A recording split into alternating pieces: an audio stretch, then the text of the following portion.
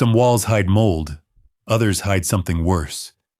These are 3 true stories about things inside the walls that were never meant to be found.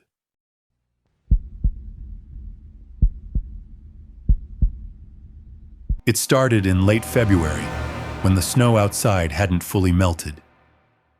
The upstairs guest room began to smell faintly like rot. At first I assumed it was a ceiling leak, but when I checked the attic, everything was dry. My wife thought maybe a rat had died in the wall. I pulled the bed away and found a faint discoloration in the paint, an uneven patch, almost like it was breathing behind the surface. I pressed my ear to it. Faint, slow, a rhythm. It didn't sound like pipes or drafts. It sounded like air moving through a throat. I told my wife I was going to repaint the room and sealed the door shut that night. I didn't sleep well. Around 3:12 a.m., I woke to dragging noises in the ceiling. Then a hollow knocking. 1, 2, 3. Tap, tap, tap. I stayed in bed, listened. The knocks came again louder this time, like knuckles on plaster. And then the breathing. Wet, heavy, too close to be outside the walls.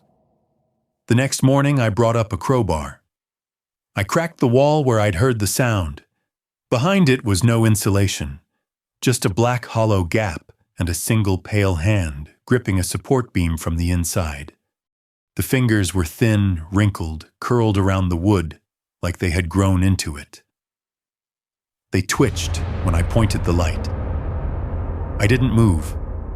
I didn't even breathe. I just backed out and called pest control. I told them something was inside the wall, but I didn't say it was human. When they opened the panel wider, it was gone. The hand, the gap, all of it. The only thing left was a patch of dried skin pressed against the beam tight like parchment. Embedded along one edge were human fingernails, as if it had peeled itself inside out before slipping away. That night, the tapping returned. But this time it came from the other side of the house. The guest room door was still sealed. I checked the lock myself, still latched from the outside. But when I leaned close, I heard it again, 3 long scratches along the inner wall, like nails dragging across wet wood. I sleep downstairs now. Haven't opened that room since. But some nights around 3 a.m., I hear it again, moving, somewhere inside the walls, breathing, waiting.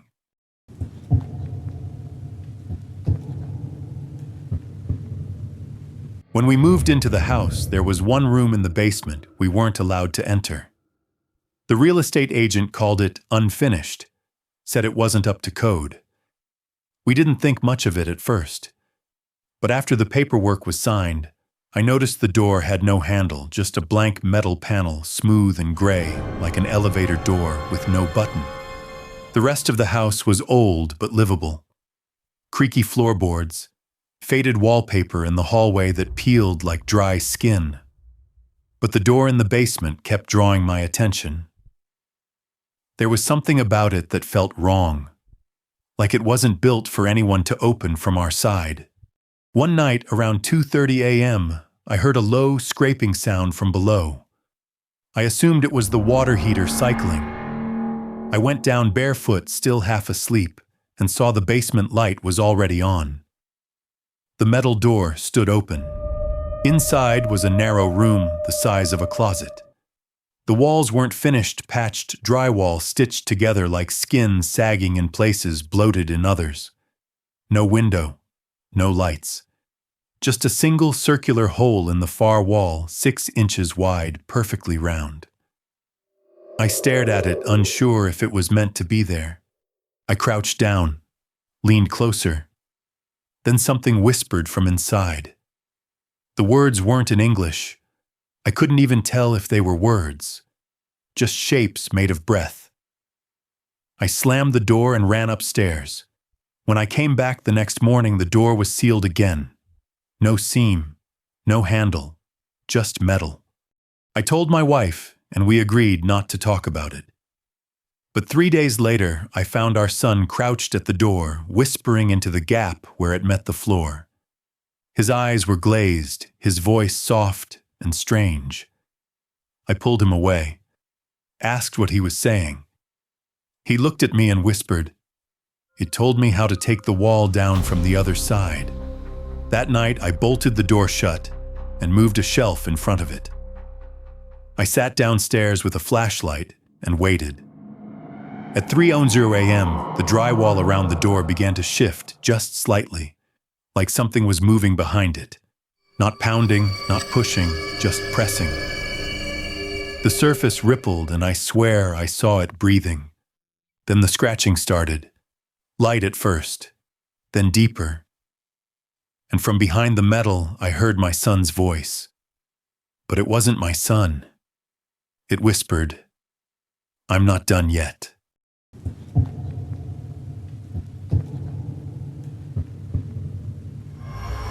I used to volunteer at an old assisted living home just outside town. Most of the residents kept to themselves, and most of the rooms were always full except one. Room 108. It was always vacant. Not because it needed repairs, but because no one stayed there longer than a week. People moved out. Some requested transfers. Others simply stopped speaking. The room was at the far end of the west wing, far from the nurse station. The wallpaper was different from every other room, faded yellow with faint oval shapes that looked like eyes. Maintenance had tried to strip and replace it several times, but the pattern always came back, like it was bleeding through from underneath. One night during a thunderstorm, the west wing lost power. I was doing a flashlight round when I saw the door to room 108 cracked open. No one had been assigned to it. I leaned in and saw an old man standing motionless in the corner. His back was turned. He didn't react when I called out. I stepped in. The room was cold. The wall in front of him had strips of wallpaper peeled away. Underneath were rows of what looked like nails at first, but they weren't metal. They were fingernails. Hundreds. Some dried and cracked, others pink, fresh, jammed into the plaster like they'd been forced in. The man slowly turned. His eyes were white completely. No pupils. His mouth opened wide and a dark stream ran down his chin, too thick to be blood. He didn't speak, but I heard whispering from the walls, dozens of voices overlapping, repeating the same words again and again. "Let me out! Let me out! Let me out!" I slammed the door shut and ran down the hall. When I checked the next morning, the door was locked. The head nurse swore no one had been in that room for months. No records, no admissions. She didn't even question why I was asking. Later that week, I went back to look. The wallpaper had been redone, but the same yellow pattern was there, faint and watchful. I leaned in, pressed my ear against the wall. Nothing. No sound. But when I pulled back, I saw something stuck beneath the edge of the paper. A fingernail, still soft, blood at the base, still warm. I left that job not long after, but I heard they recently reopened room 108, the new resident. They've already started scratching the walls.